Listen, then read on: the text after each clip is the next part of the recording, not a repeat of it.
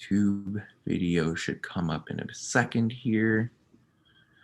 Let's see. It's redirecting. Okay, I think our video is up. Here we go. We're mixing it up a little bit on the Hoosier Sound, doing a little Friday evening episode of this podcast. And we loved having it at this time because there's been so much news to talk about. We've seen commitments on the IU football side. Just last week, we saw a commitment on the IU basketball side.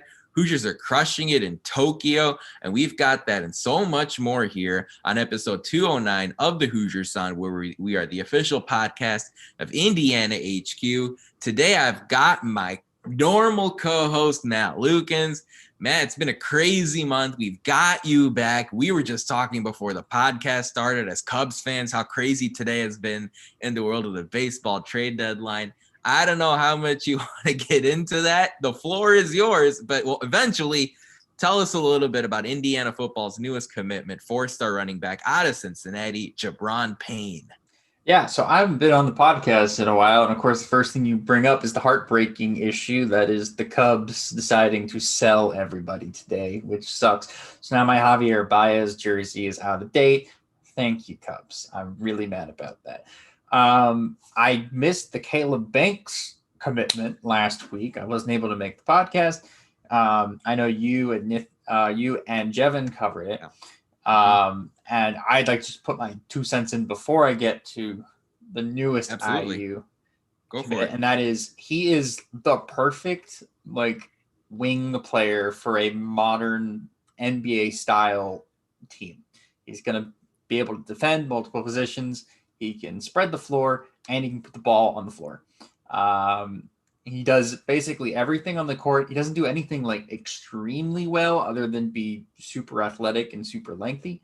But there's building blocks there. There's skills there that you can build on. And, of course, he worked with Izir Roseman before committing to IU. So the staff will be super familiar with him by the time he gets on campus. He's going to be a fantastic addition. Now we move on to Gi'Bran. Is it Gi'Bran? The way I say it, it's Gi'Bran. It rhymes with LeBron. Gi'Bran Payne. So Gi'Bran Payne is a four-star running back out of Cincinnati, Ohio. He committed earlier this week, I believe. Yep, Monday. On Monday. He's a four-star guy, 206 on the 24/7 rankings, 246 on the composite. He would be higher, according to a lot of people, if he hadn't been injured last year. So look for him to maybe jump back up the rankings this year as he's healthy. I love him. Everything I have seen on tape of him from his sophomore year when he did play was super promising. Again, this is a guy that has an offer to play running back at Alabama. Okay.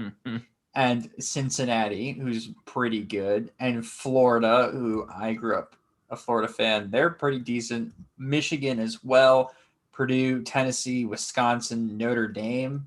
I remember he had a top 5 list of Northwestern, Notre Dame, Penn State, Florida, and Alabama. And then he chose us, which is always good news. And came in and swooped in and stole him. Really good recruiting work by DeLand McCullough and Kevin Wright, by the way, my boy. Yeah, your boy. Who's obviously saw the opportunity and connected with him. He's going to fit right into the running back room as well, because he brings a little bit of a different pace to the running back room than what we currently have, especially losing a couple of the running backs we've lost the last couple of years. He's going to bring a bit more explosiveness to that room. Absolutely. Yeah. Payne, 5'10", 190-pound running back out of LaSalle High School in Cincinnati.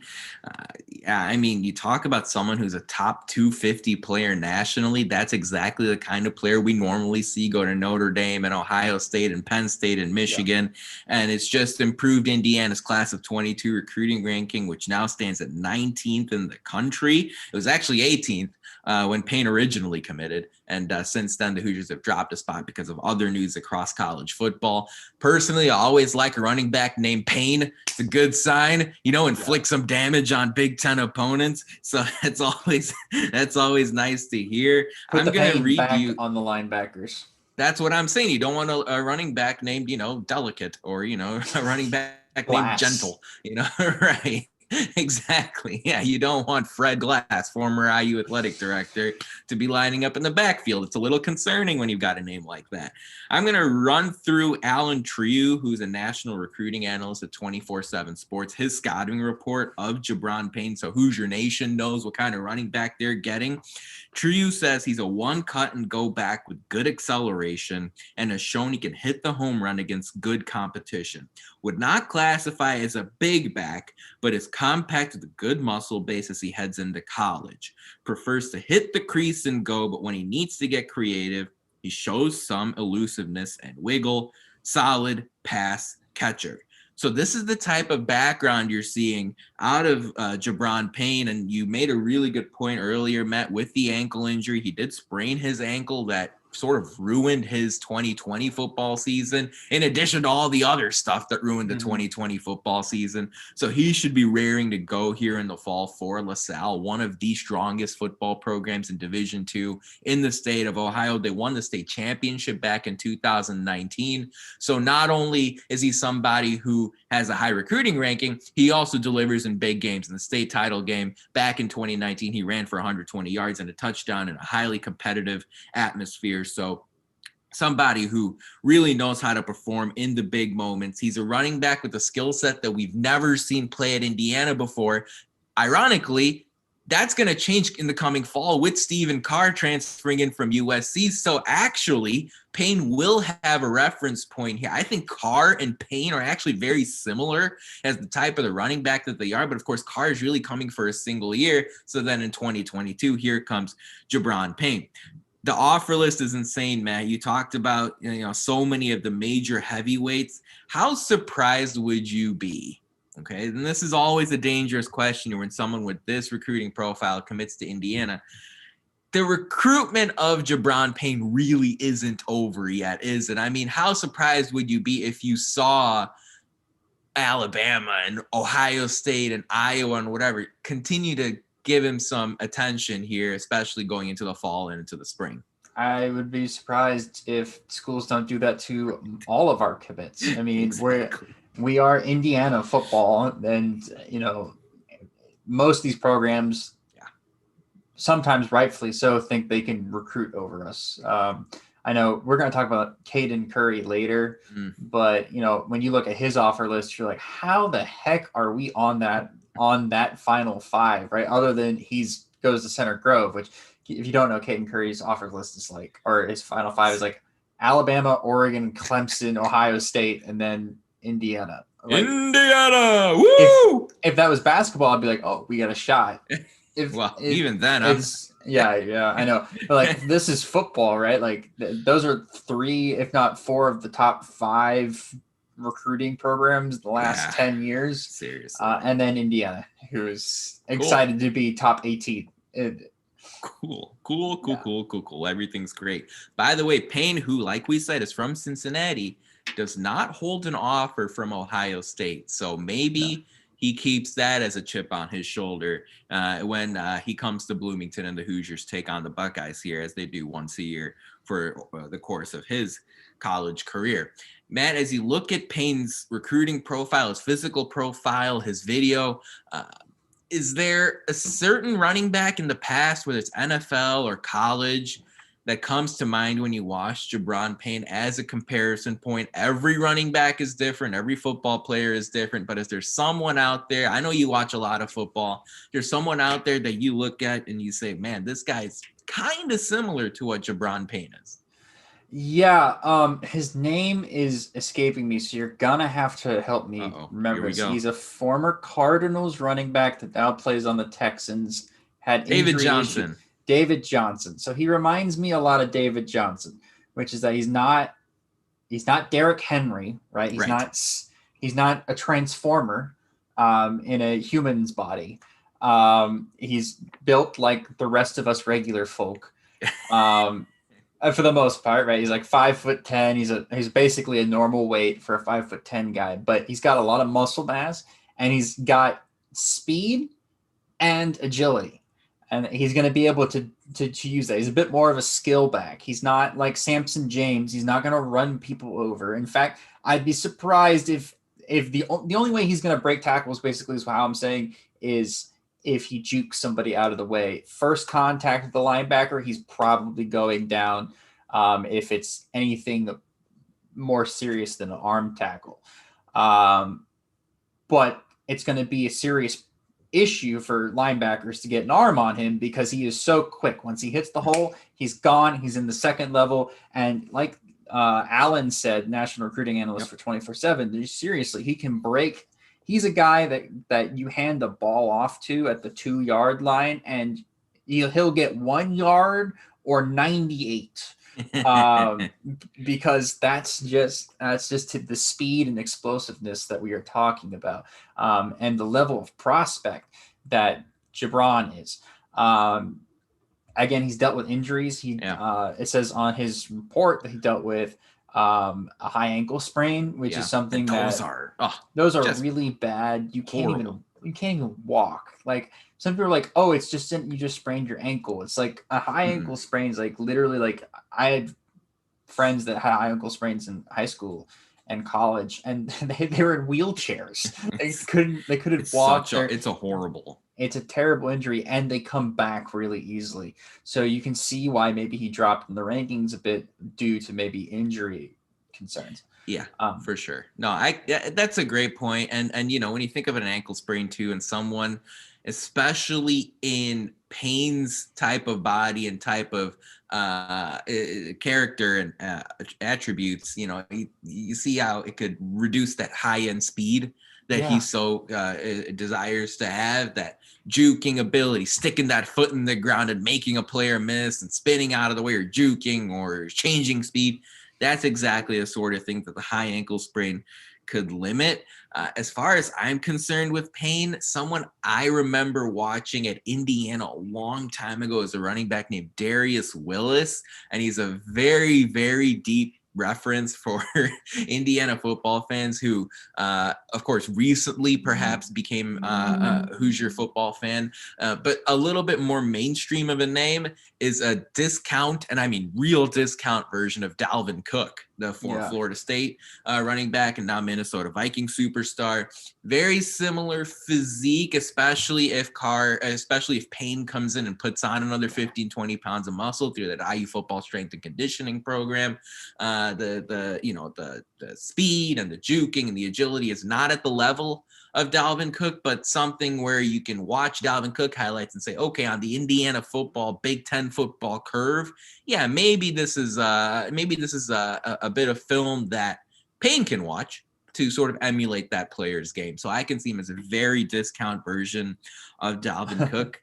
But he's not going to run people over as much as Dalvin Cook. No, for sure. And even interestingly, that wasn't a major part of Cook's game early on at Florida State either. That's something he really developed over the course of the tail end of his FSU career, going into the NFL. Now he's just a superstar in the league. And if Payne's anything like that, Hoosier fans will be really, really happy I think by Payne coming. Mm-hmm. Yeah, I think the key to this scouting report that I'm looking at is the solid pass catcher. It's a 3-word sentence, but it's really important for a college back, and huge. Especially somebody that we're going to be pairing with somebody like a Donovan McCulley, right? Yeah.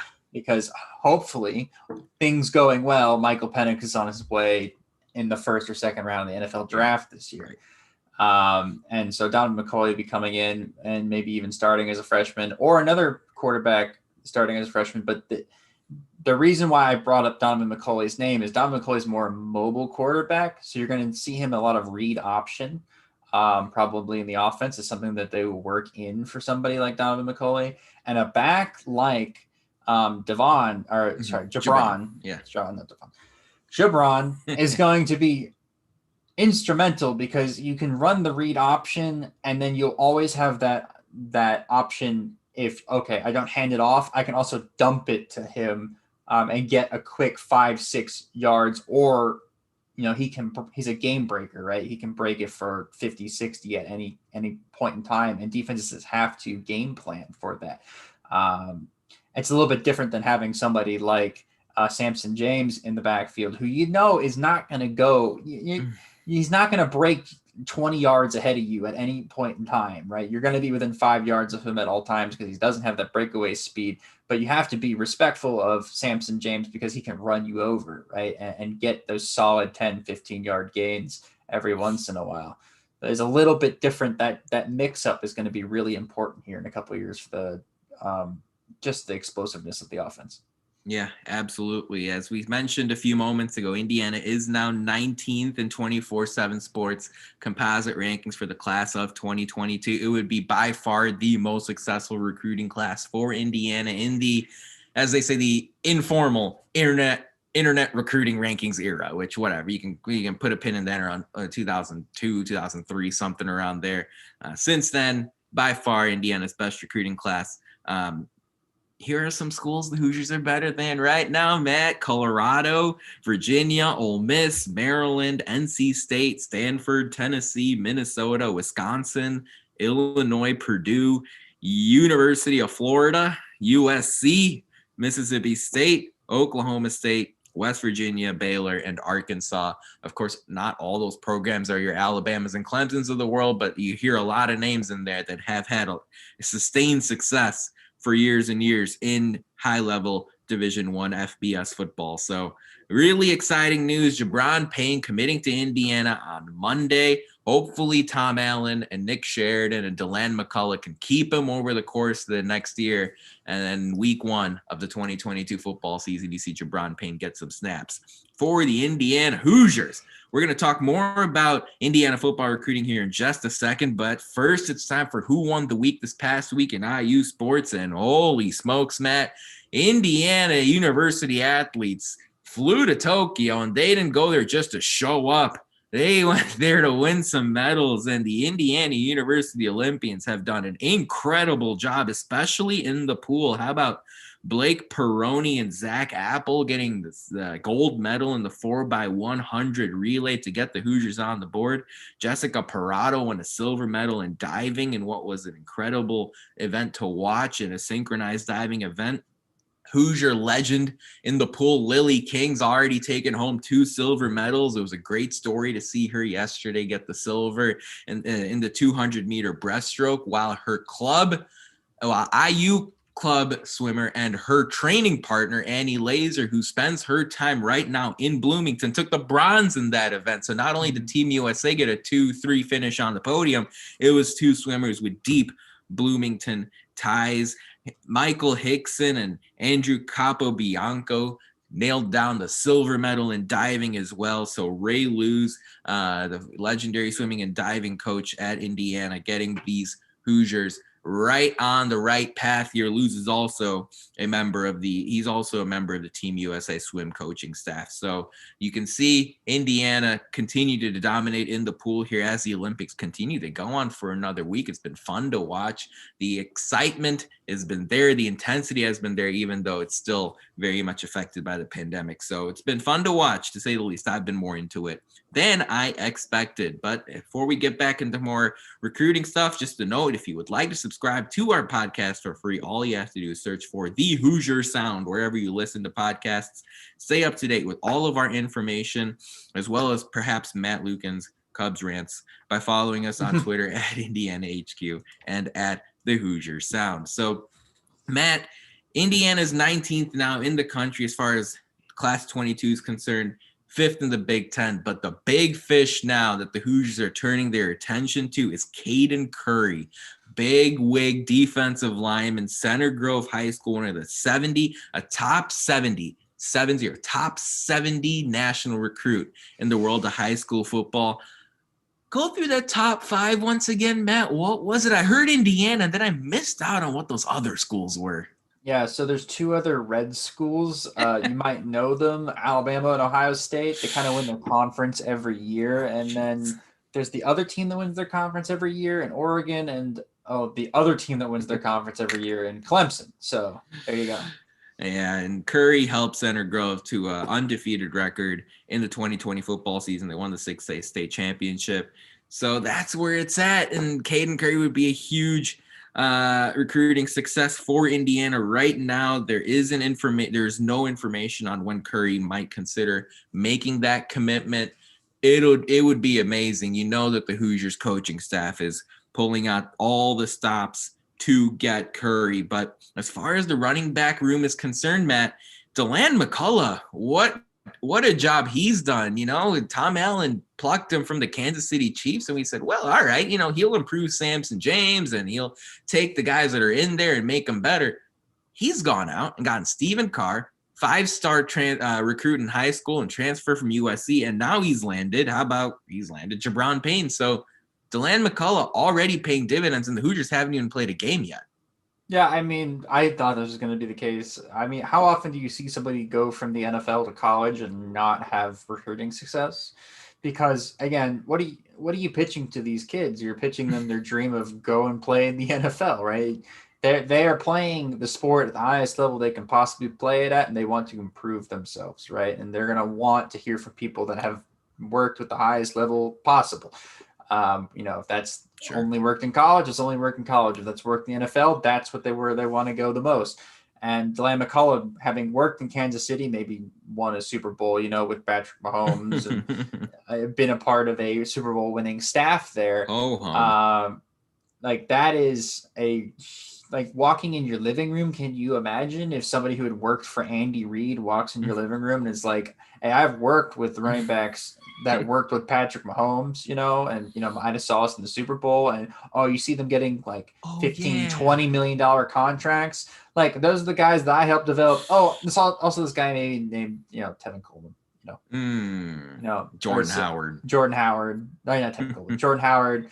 A bunch of guys that are in. Yeah. So both these guys are in the NFL getting huge contracts because I worked with them and I helped develop them and I helped develop you. And that's just, you can't beat that. I'm surprised we're not knocking on the door of 5 stars, honestly, because there's not many other running back coaches in college football that have anywhere close the pedigree and resume that DeLand McCullough has. Yeah, for sure. Just for those of you out there, in case you're curious, Payne is the 3rd highest ranked recruit in the Indiana class of 2022. Deshaun McCullough right now has the top spot, and he would keep the top spot even if Caden Curry committed to Indiana. Travell Mullen, the DB out of Coconut Creek High School in Florida, he's the 2nd highest class of 22. Last name sounds familiar. Oh, yeah. As far as those recruiting rankings are concerned. And then Payne slots in 3rd, just ahead of Omar Cooper. It was great to see all these 2022 recruits comment and message Payne on social media, Twitter and Instagram. You're seeing those bonds getting built here about a year before they come to Bloomington and arrive for camp. We talk about McCullough, Matt, and this is something I've been thinking about over the course of the week. Football's changing. It keeps changing and evolving. And here in 2021, we talk about Payne. He's got speed and he's got the ability to catch the ball. And he's got some break tackle in him too. What skill do you want an Indiana football running back to have the most? Ideally, he's a 10 out of 10 in everything. But if there's one skill that you really want your running back to have, what is it? I think it's what makes every running back great is patience. That's what I want. I want my guys to be patient runners, especially with the system we're running at IU. You want them to wait for the hole to open up in front of you. This is something that Samson James has struggled with in the past, where he just head down straight into the pile. And sometimes the best thing to do is know when to do that, but also know when to wait.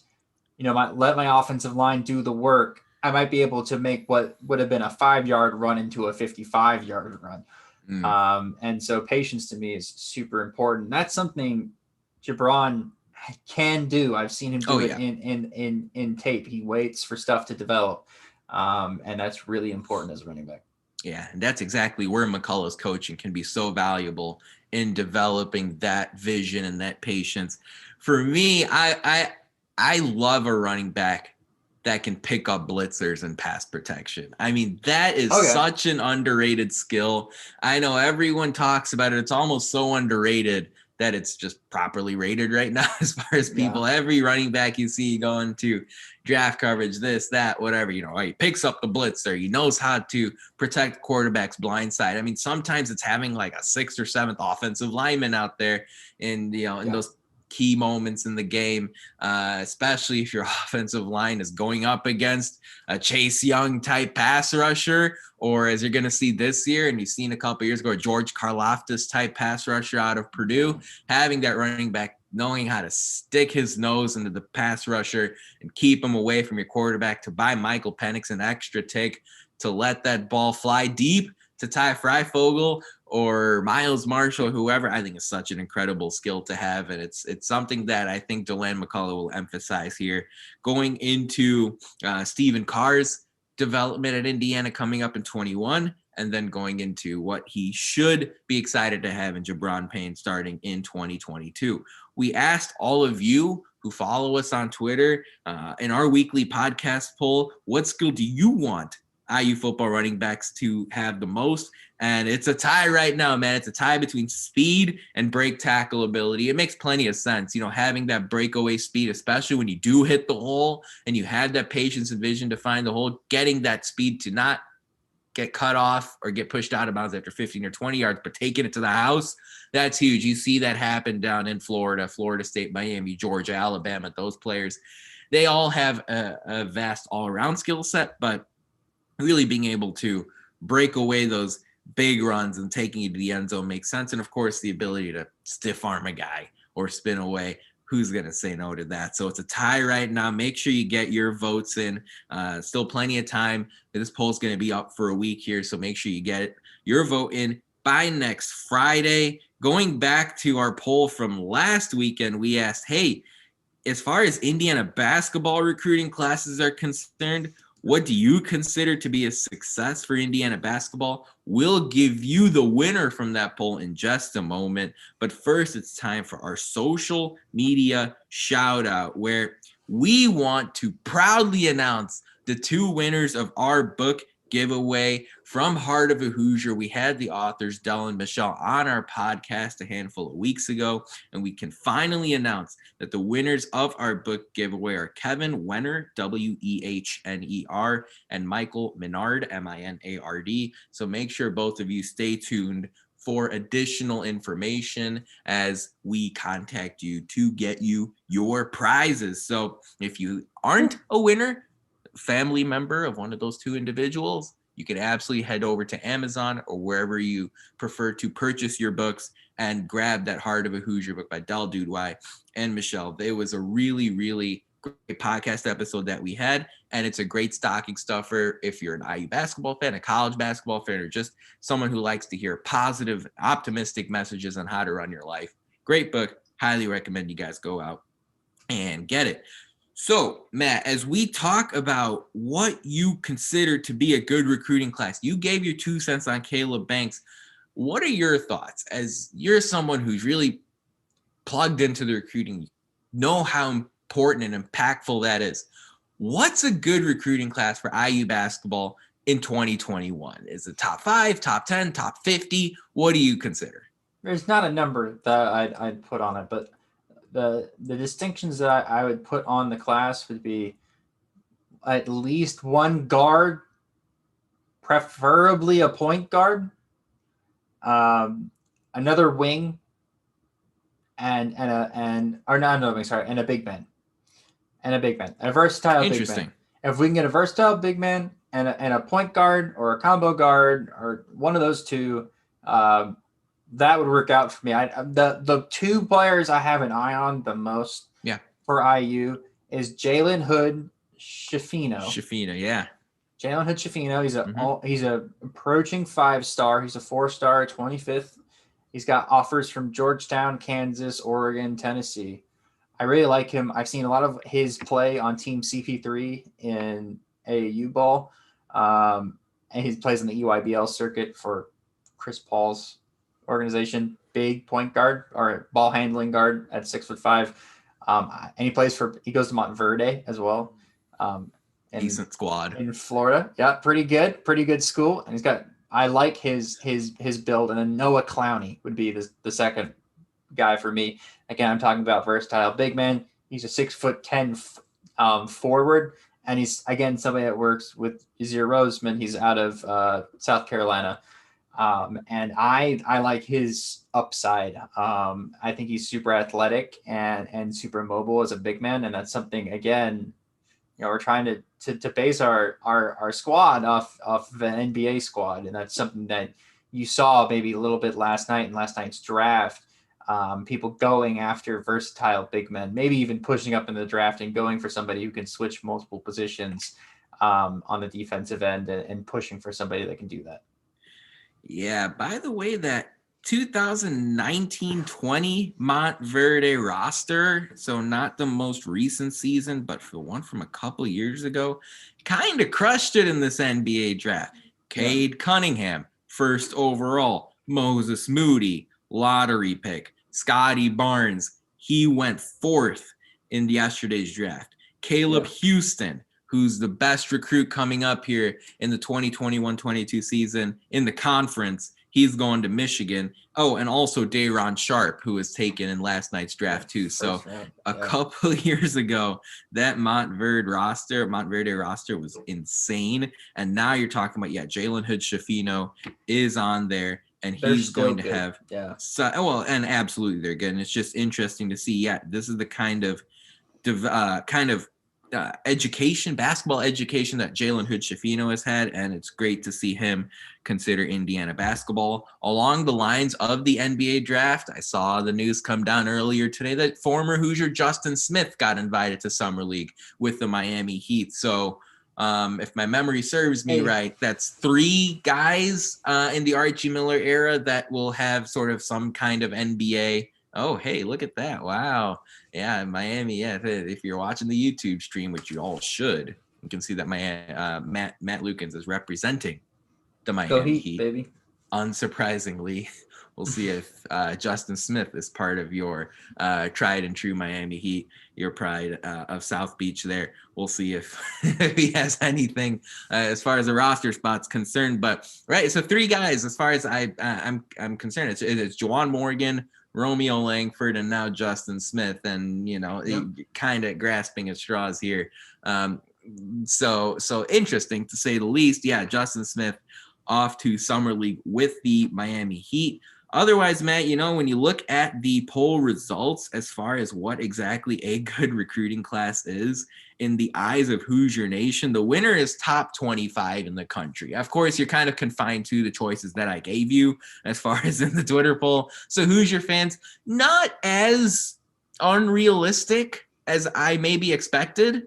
When I posted the poll in the first place, I was expecting the winner to be top 10. I kind of have this notion that IU basketball fans, I should say, from corner to corner in the Crossroads State, think that I'm top 10 or bust. And that's a couple of the comments that we got. But as far as the votes are concerned, the winner is top 25.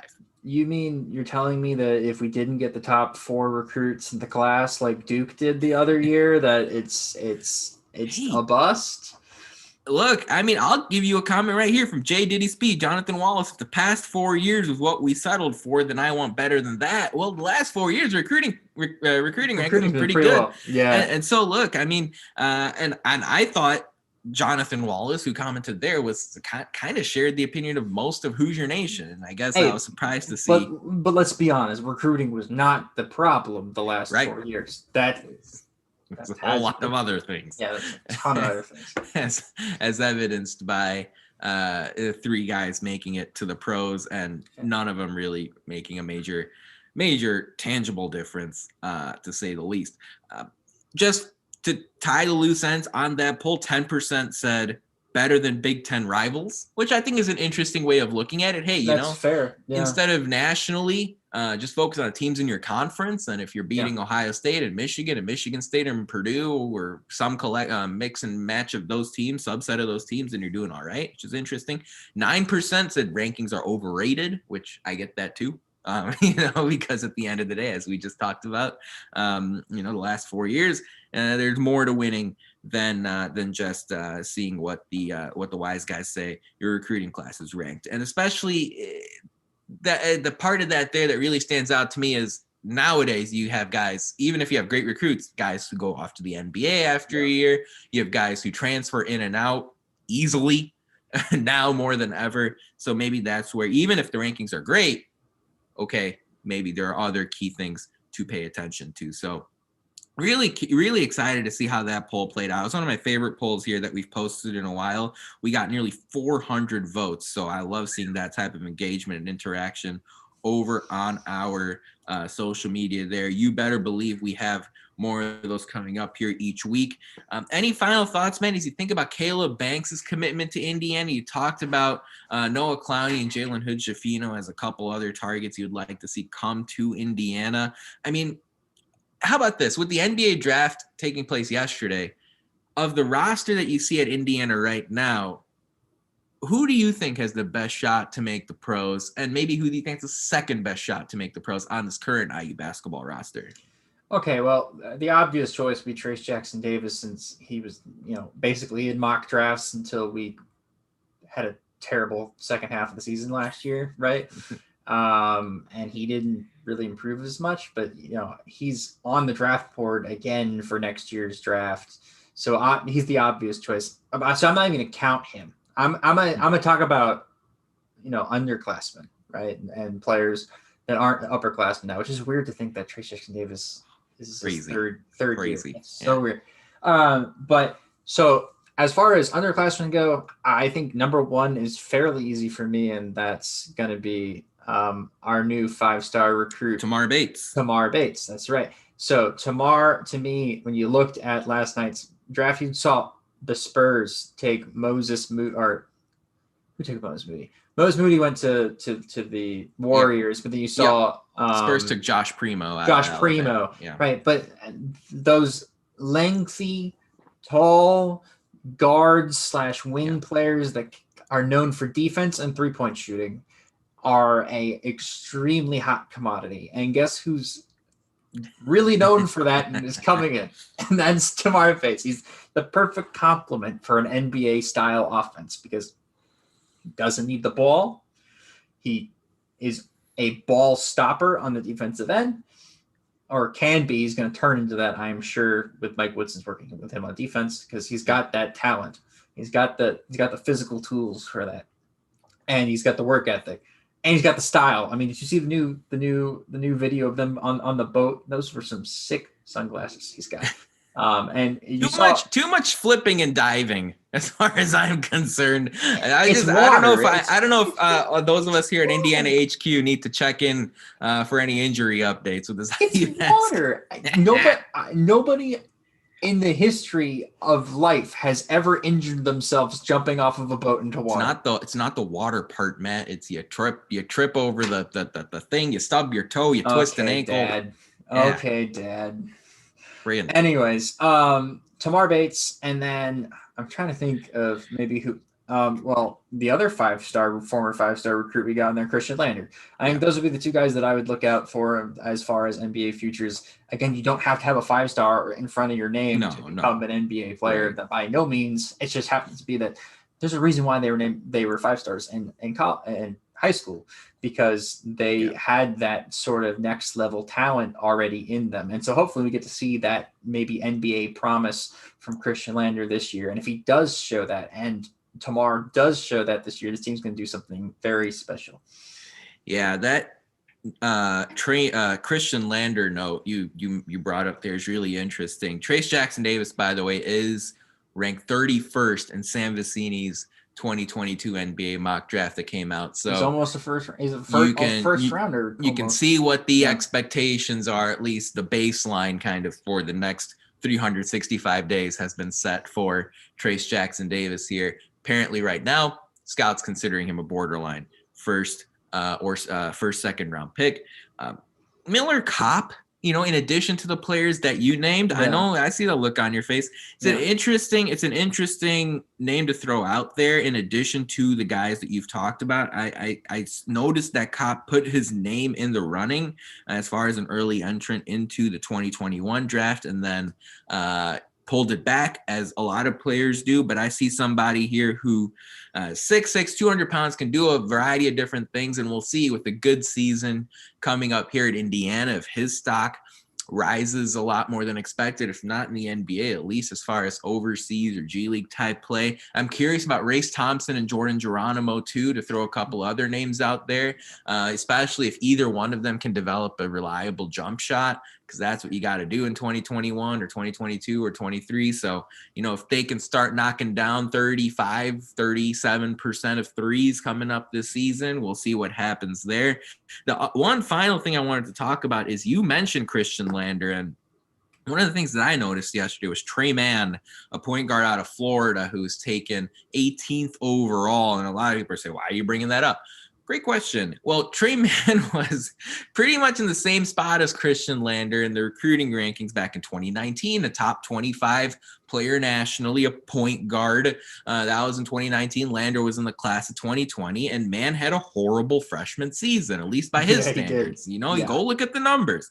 They were putrid. And, the minutes weren't there. The production wasn't there. And a lot of people after Mann's first year said, why was there so much hype about this guy? What were these recruiting analysts thinking? What were the scouts looking at? In his freshman year, Mann averaged 5 points a game, 2 rebounds a game, less than an assist per game. He shot 27% from three and made 65% of his free throws, and he didn't even get to the line. And then what did you see his sophomore year in the year 2020-21? 16 points per game, 5.5 rebounds, 3.5 assists, 49% from the field, 40% beyond the arc, 83% free throws. And I'm not saying it's going to happen to Christian Lander, but the first thing when you said Lander, I said, yeah, there is this kind of blueprint out there to have someone be a highly touted recruit and then struggle his freshman year and then still figure it out. So I thought that was a little interesting comparison between Christian Lander and Trey Mann. And for Lander, let's preface this. Trey Mann went into college at a normal age. He did not enroll as a senior in high school. Reclassify, right. And reclassify, right? Lander is a year ahead of schedule.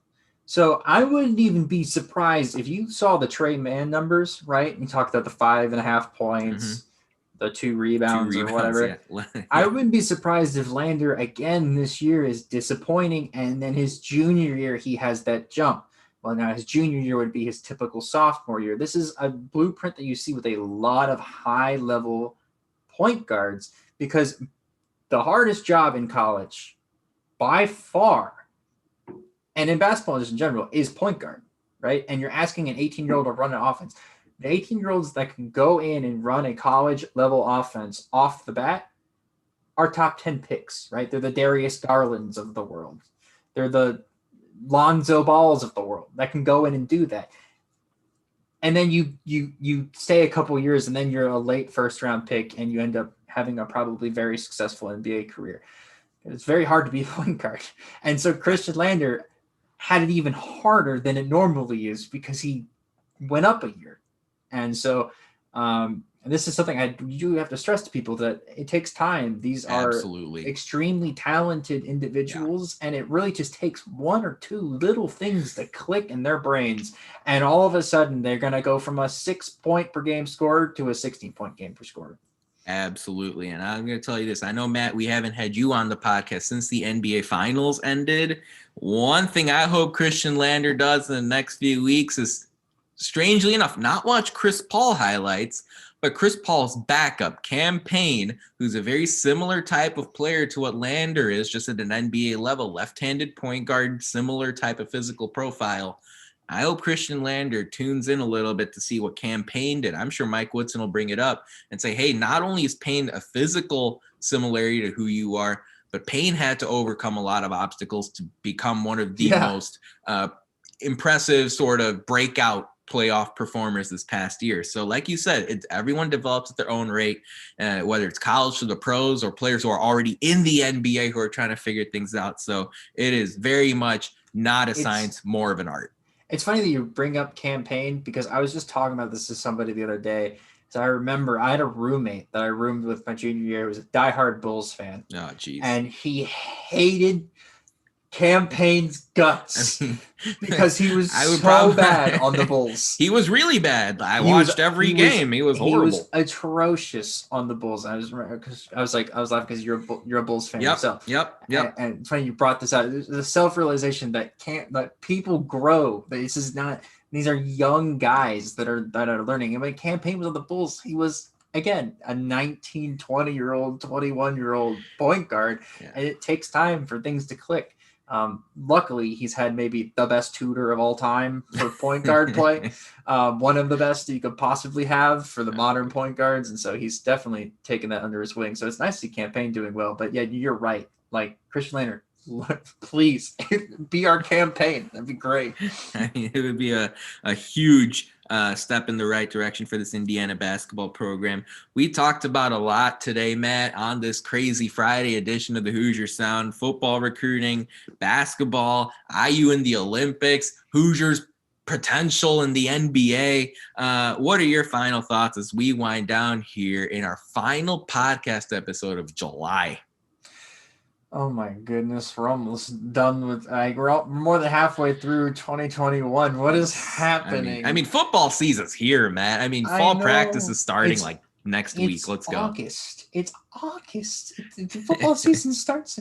Oh man. By the way, speaking of football season, get your tickets. Things are selling out. Go get your tickets. People, I want to see you in the stands.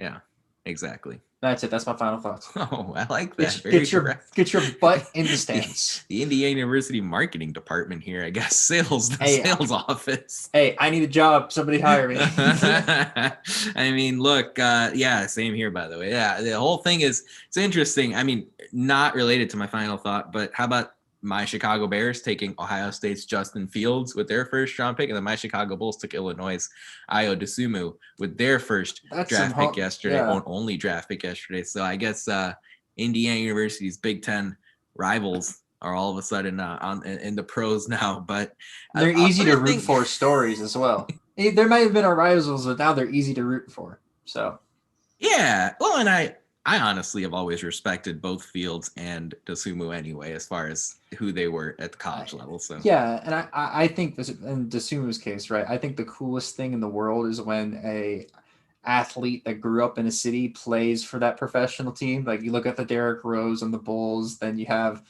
now you have Dosunmu, grew up in Illinois, is now on the Bulls. I think that's the coolest thing in the world. Absolutely. And, and my actual final thought, what I was planning on saying was the undrafted NBA prospects could form their own college basketball super team. Like, here's the thing, okay? I know every player's case is different. But just at a general level, here are the examples of some of the guys who went undrafted. How about Austin Reeves out of Oklahoma, Joel Ayayi out of Gonzaga, Aaron Henry, Indianapolis, Ben Davis, Michigan State, Matthew Hurt, star at Duke, Sean D. Brown, who was huge at Michigan State, Trendon Watford, who is a highly regarded recruit, Sam Hauser, DJ Stewart, Justin Champagnie, Isaiah Miller, Dwayne Washington out of Ohio State, Marcus Garrett, Romeo Weems, David Duke, RJ Nembhard, Dejan Jarreau at Houston. I mean, Mac McClung. These are all really good college basketball players, you guys. Really, really good players who decided to forego eligibility, because remember, every college player could have returned this year. They decided to forego that eligibility to give the pros a shot. And make no mistake, there are undrafted players that have gone on to succeed in the NBA. But I can't help but wonder on a big picture level, again, everything's a case-by-case basis, but if some of these guys returned for a year and improved their games, maybe they would have a shot at the NBA. And even if they don't, you would at least get an extra year with that college experience where you can go and play really high-profile games than lounging around in Oshkosh, Wisconsin with the G League herd. So, all I'm saying is, I understand the financial upside, but with NIL being such a big piece of this puzzle now, you might see a lot more players return to school, and I'm curious to see how that all plays out. Yes, sir.